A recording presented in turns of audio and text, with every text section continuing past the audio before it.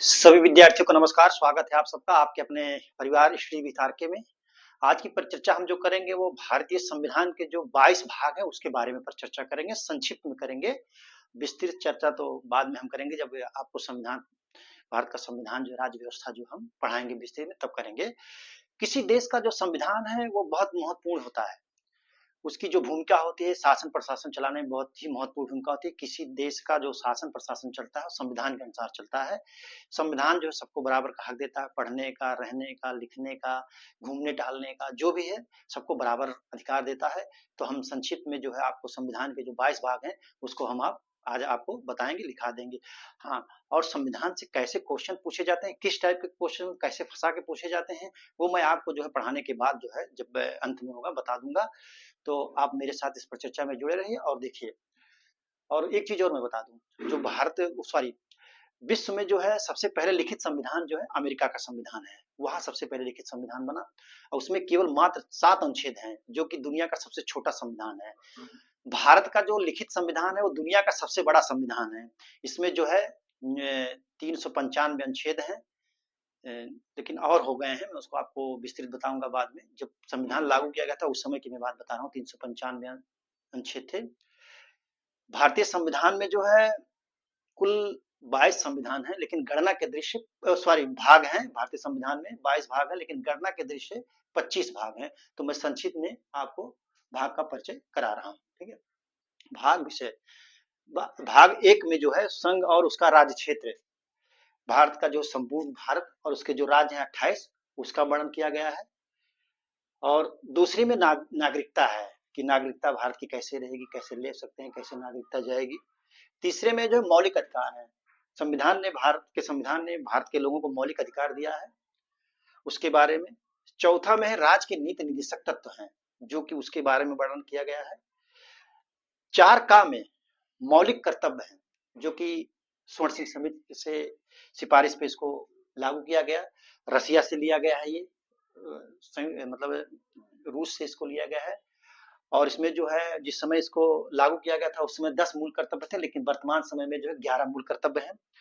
5 में जो है संघ है, जिसमें राष्ट्रपति, उपराष्ट्रपति, प्रधानमंत्री, लोकसभा सदस्य, राज्यसभा सदस्य, इन जो हमारा उच्चतम न्यायालय, सर्वोच्च न्यायालय है उसके बारे में। और 6 में जो है राज्य है। राज्य में क्या है, जैसे राज्यपाल, मुख्यमंत्री, विधानसभा, विधान परिषद, उच्चतम न्यायालय, उच्चतम न्यायालय मतलब उच्च न्यायालय, हाईकोर्ट के बारे में वर्णन किया गया है। तो आप इसको नोट करिए। ठीक है,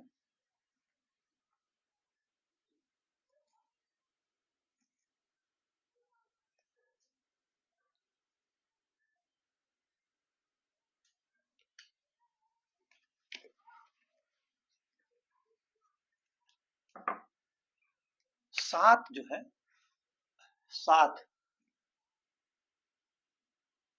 सात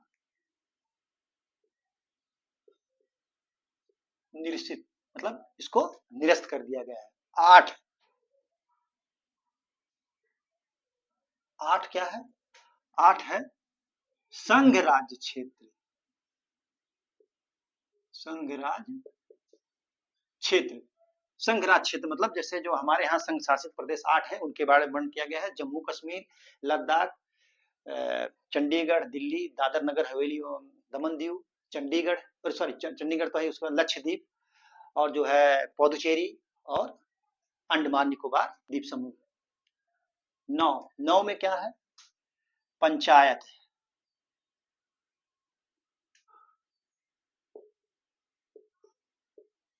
पंचायत। फिर 9 का ए, इसमें क्या है, नगर पालिका। 9 खा यानी बी, 9 बी में क्या है, सहकारी, क्या है, सहकारी समितियां।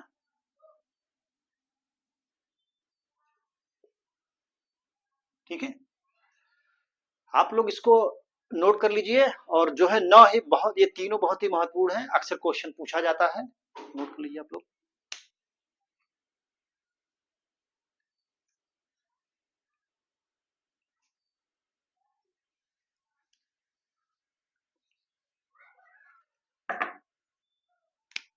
भाग 10 कौन सा है? 10। 10 में है अनुसूचित जाति एवं जनजाति क्षेत्र। अनुसूचित जाति एवं जनजाति, अनुसूचित जाति एवं जनजाति, अनुसूचित जाति एवं जनजाति, जनजातीय क्षेत्र। ठीक। अब आप आ जाइए 11 पर। 11 में क्या है? 11 में है संघ एवं राज्यों के बीच संबंध। संघ एवं राज्यों के बीच संबंध। ठीक है, संघ एवं राज्यों के बीच संबंध। 12 में 12 नीचे पड़ जाएगा, उसको लिख लीजिए आप लोग, फिर मैं बताता हूँ। ठीक है, इसको लिख लीजिए आप लोग।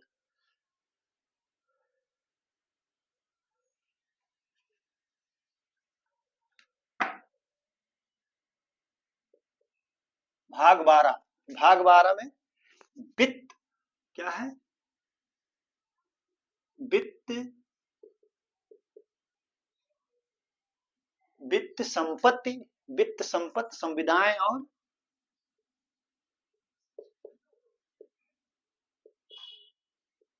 संविदाएं और संविदाएं और वाद। क्या है? वाद।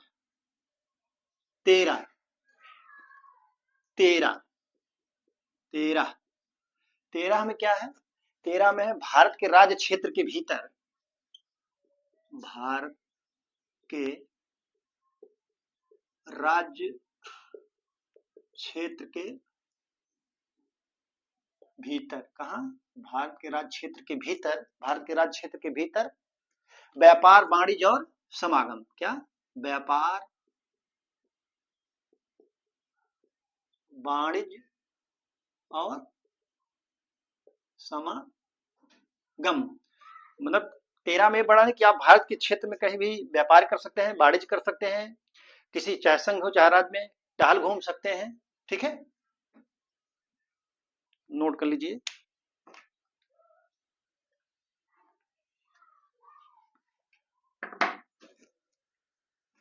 चौदह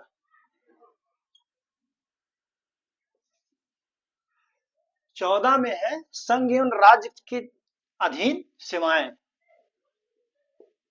संघ एवं राज्य के अधीन सेवाएं। 14 में संघ एवं राज्य के अधीन सेवाएं। 14 का क्या है? 14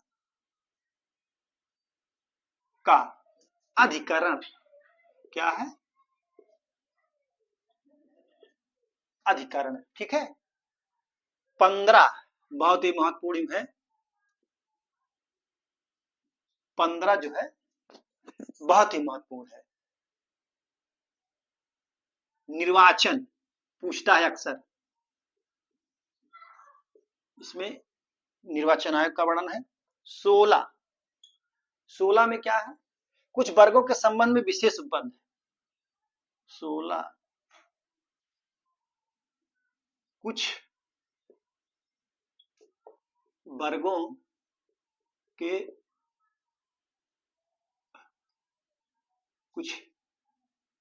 के संबंध में विशेष उपबंध। ठीक है, कुछ वर्गों के संबंध में विशेष उपबंध। ठीक है, नोट कर लीजिए आप लोग।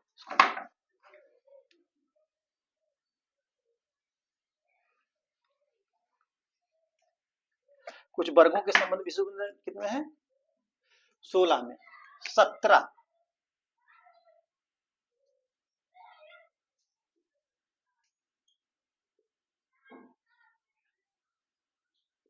17 में राजभाषा है, क्या है?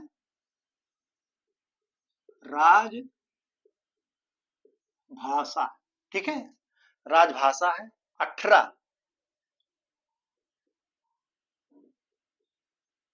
आपात उपबंध,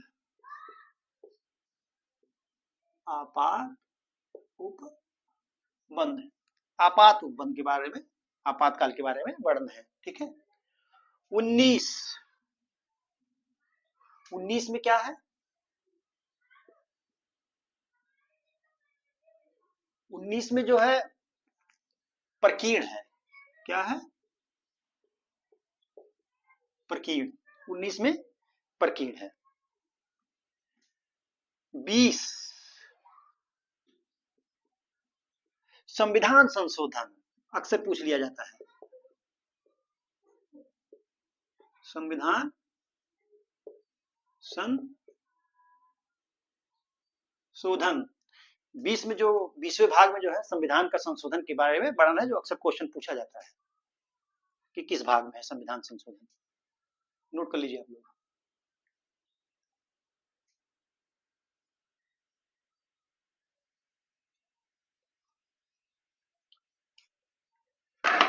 इक्कीस, क्या है? 21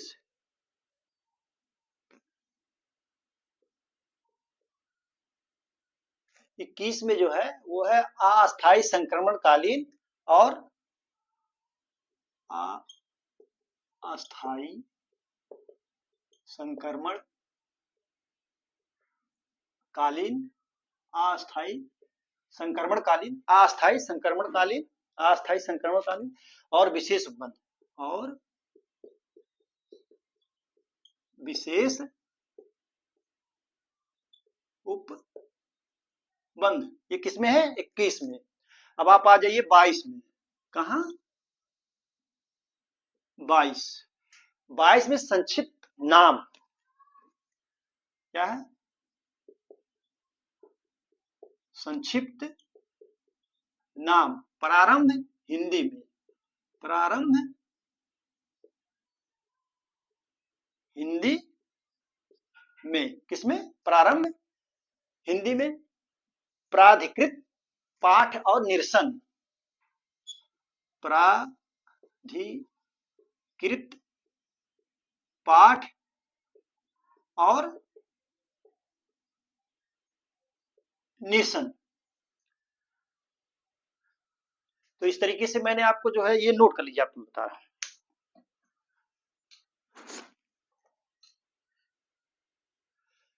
तो इस तरीके से मैंने आपको भारतीय संविधान के जो 22 भाग हैं उन उसका मैंने आपको संक्षेप में बता दिया, वर्णन कर दिया।